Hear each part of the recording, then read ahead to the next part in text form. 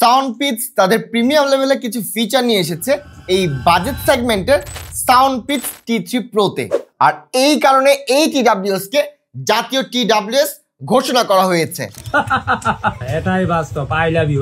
Box open করার সাথে সাথে একটা প্রিমিয়াম ফিল পেয়ে যাবেন এই লেদার ফিনিশ কেসটা হাতে নিলে।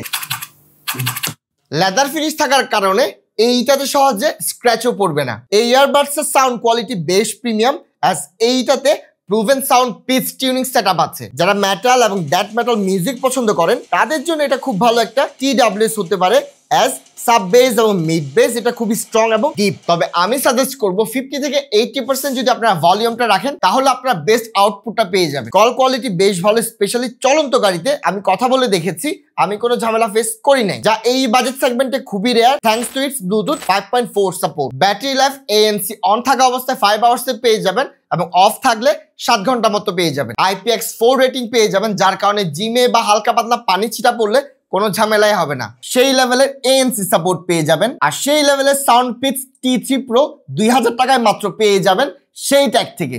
সেই লেভেলের TWS সহ যে কোনো ধরনের সেই লেভেলের গ্যাজেটস যদি আপনারা খুঁজতে চান তাহলে আপনাদের জন্য পারফেক্ট চয়েস হতে পারে সেই ট্যাগ। আর সেই ট্যাগ কার কোম্পানি নিচে কমেন্ট করে জানাবেন।